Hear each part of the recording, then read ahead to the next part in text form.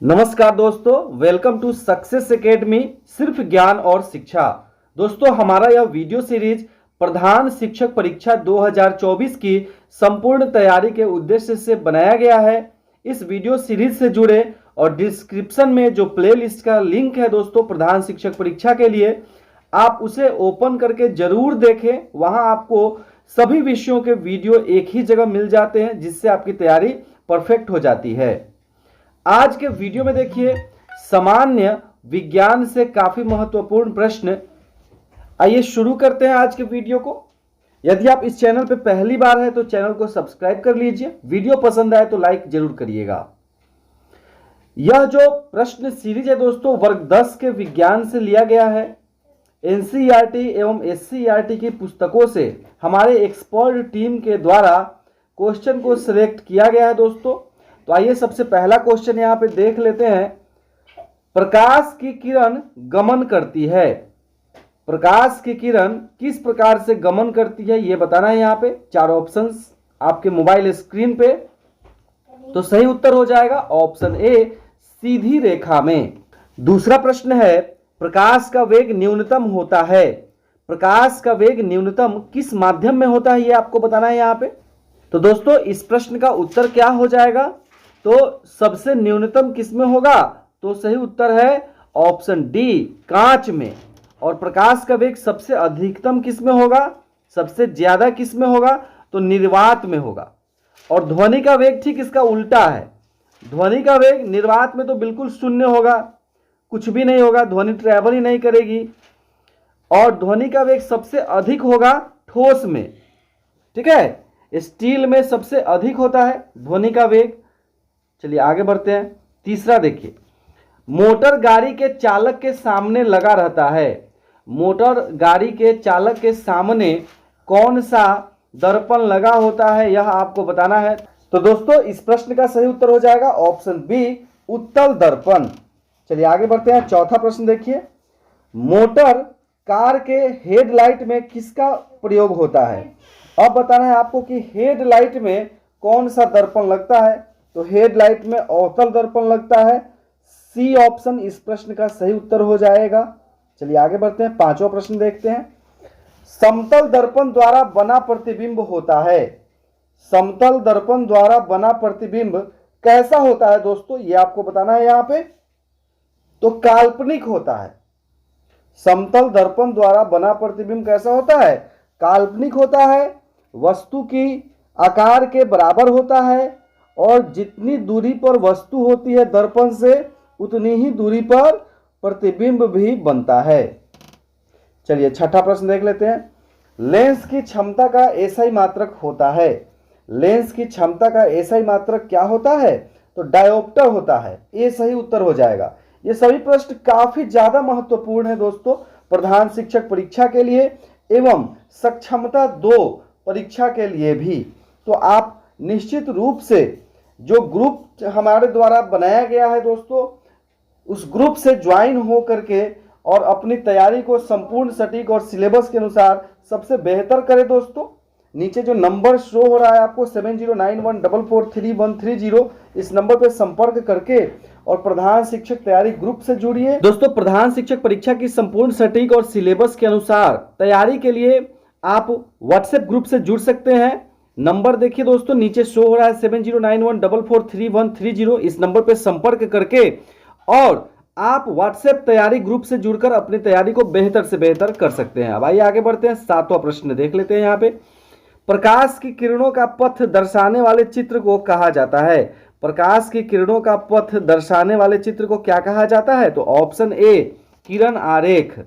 चलिए आगे बढ़ते हैं। आठवां प्रश्न देख लीजिए यहाँ पे दोस्तों, 2D क्षमता वाले लेंस का फोकसांतर होता है। अगर किसी लेंस की क्षमता 2 डायोप्टर है तो उसका फोकसांतर क्या होगा ये आपको बताना है यहाँ पे। तो सही उत्तर क्या हो जाएगा? Option D, 50 centimetre. कैसे होगा? तो पढ़े हैं दोस्तों, डायोप्टर क्या होता है? 1/f होता है।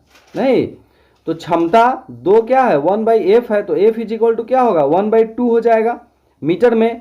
और 1/2 यहाँ पे 1 मीटर बराबर 100 सेंटीमीटर होता है। तो 100/2 हो जाएगा। 2 से भाग लगाएंगे 100 में तो 50 आ जाएगा। इसलिए डी इसका सही उत्तर हो जाएगा 50 सेंटीमीटर। अब देखिए यहाँ पे 9 नंबर प्रश्न देखिए, किसी उत्तल लेंस का फोकसांतर 50 सेमी है तो उसकी क्षमता होगी, बिल्कुल जैसा कि पहला वाला प्रश्न था उसी का यह उल्टा प्रश्न है दोस्तों, उसी टाइप का प्रश्न है। आपको दूसरी बात इसमें बतानी है, तो सही उत्तर क्या हो जाएगा +2 डायोप्टर, 2 डायोप्टर इसका सही उत्तर हो जाएगा। 10 नंबर प्रश्न देखिए, प्रकाश के किरणों के समूह को कहते हैं, बी किरण पुंज कहते हैं, बी सही उत्तर हो जाएगा 10 नंबर प्रश्न का यहाँ पे।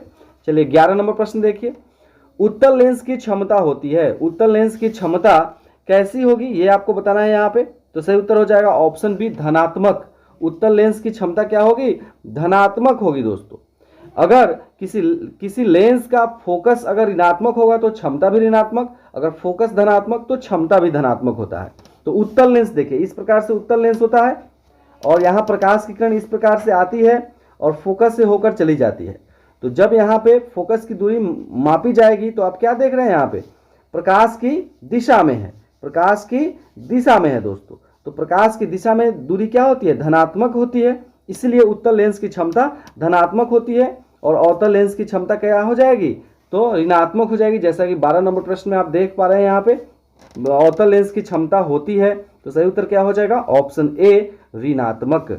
चलिए आगे बढ़ते हैं दोस्तों, सक्सेस एकेडमी की प्रस्तुति है दोस्तों ये वीडियो आपको कैसा लगा हमें कमेंट के माध्यम से जरूर बताइए दोस्तों।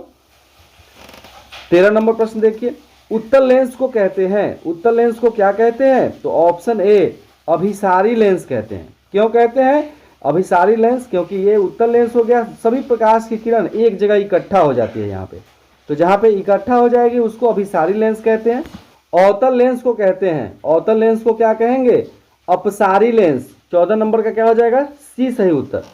अपसारी लेंस किसे कहते हैं, तो किसी एक बिंदु से आती हुई अगर प्रतीत होगी प्रकाश की किरणें जो प्रधान अक्ष के समानांतर चलती है तो उसे अपसारी लेंस कहते हैं। ठीक है, चलिए 15 नंबर प्रश्न देख लीजिए दोस्तों, निम्न में से कौन सा पदार्थ लेंस बनाने के लिए प्रयुक्त नहीं किया जा सकता है, निम्न में से वह कौन सा पदार्थ है जिससे आप लेंस नहीं बना सकते हैं, तो सही उत्तर क्या हो जाएगा ऑप्शन डी मिट्टी।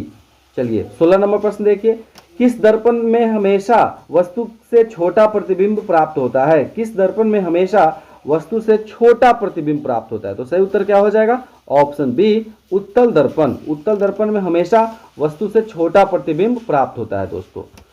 17 नंबर देखिए, किस दर्पण से वस्तु का बड़ा प्रतिबिंब प्राप्त होता है, तो अवतल दर्पण। सही उत्तर क्या हो जाएगा 17 नंबर प्रश्न का ऑप्शन बी अवतल दर्पण। चलिए आगे बढ़ते हैं, 18 नंबर प्रश्न देखिए, प्रकाश के परावर्तन के कितने नियम हैं, काफी आसान सा प्रश्न है दोस्तों, प्रश्न संख्या के साथ कमेंट के माध्यम से आप हमें उत्तर जरूर बताइए दोस्तों।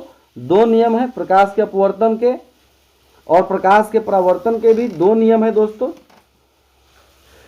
चलिए 19 नंबर प्रश्न देख लेते हैं, जब प्रकाश की किरण हवा से कांच में प्रवेश करती है तो मुड़ जाती है, हवा से जब कांच में जाएगी विरल माध्यम से सघन माध्यम में तो क्या होगा, तो दोस्तों निश्चित रूप से अभिलंब के तरफ मुड़ेगी, अभिलंब के निकट मुड़ेगी दोस्तों। तो सही उत्तर क्या हो जाएगा ऑप्शन बी। 20 नंबर प्रश्न देखिए, फोटोग्राफिक कैमरा का अभिदृश्यक होता है, फोटोग्राफिक कैमरा का अभिदृश्यक कैसा होता है, तो उत्तल लेंस होता है दोस्तों, ऑप्शन ए सही उत्तर हो जाएगा यहाँ पे। चलिए 21 नंबर प्रश्न देखिए, मानव नेत्र के किस भाग पर किसी वस्तु का प्रतिबिंब बनता है, 21 नंबर प्रश्न में आपको बताना है किस भाग पर वस्तु का प्रतिबिंब बनता है। काफी आसान सा प्रश्न है दोस्तों, रेटिना या दृष्टि पटल, डी सही उत्तर हो जाएगा। 22 देखिए, तारों के टिमटिमाने की व्याख्या किस सिद्धांत पर आधारित है, तारों के टिमटिमाने की व्याख्या किस सिद्धांत पर आधारित है दोस्तों, तो प्रकाश के अपवर्तन पर। यहाँ पे सही उत्तर क्या हो जाएगा ऑप्शन ए अपवर्तन के सिद्धांत पर। 23 देखिए, नेत्र लेंस की फोकस दूरी अधिक हो जाने से कौन सा दृष्टि दोष हो जाता है, नेत्र लेंस की फोकस दूरी बढ़ गई तो कौन सा दृष्टि दोष हो जाएगा, तो दूर दृष्टि दोष हो जाएगा, यहाँ पे बी सही उत्तर हो जाएगा इस प्रश्न का। 24 देखिए, नेत्र में किसी वस्तु का बना प्रतिबिंब होता है, कैसा होता है, नेत्र में किसी वस्तु का किस प्रकार का प्रतिबिंब बनता है दोस्तों, तो वास्तविक प्रतिबिंब बनता है और उल्टा बनता है ना, तो क्या हो जाएगा सही उत्तर दोस्तों ऑप्शन सी वास्तविक उल्टा और छोटा, ऑप्शन सी सही उत्तर हो जाएगा यहाँ पे। चलिए आगे बढ़ते हैं, 25वां प्रश्न देखिए, जो नेत्र निकट स्थित वस्तुओं को स्पष्ट नहीं देख पाता है, उस नेत्र में होता है दूरदृष्टि दोष। एकदम उल्टा समझिएगा दोस्तों। 25 नंबर का सही उत्तर हो जाएगा ऑप्शन ए। और 26 नंबर देखिए, श्वेत प्रकाश की किरण जब किसी प्रिज्म से होकर गुजरती है तब जो रंग सबसे अधिक विचलित होता है वह है, सबसे विचलित कौन होगा दोस्तों? तो बैगनी होगा, क्योंकि सबसे नीचे वही रहता है, बैगनी रंग। तो सी सही उत्तर हो जाएगा 26 नंबर प्रश्न का। यह वीडियो कैसा लगा कमेंट के माध्यम से जरूर बताएं दोस्तों, और अपनी तैयारी को सबसे बेहतर करने के लिए व्हाट्सएप प्रिपरेशन ग्रुप से जुड़िए। कॉन्टैक्ट करिए 7091443130। लाइव क्लास, पीडीएफ मटेरियल और प्रैक्टिस सेट के माध्यम से अपनी तैयारी को सबसे बेहतर करें। धन्यवाद।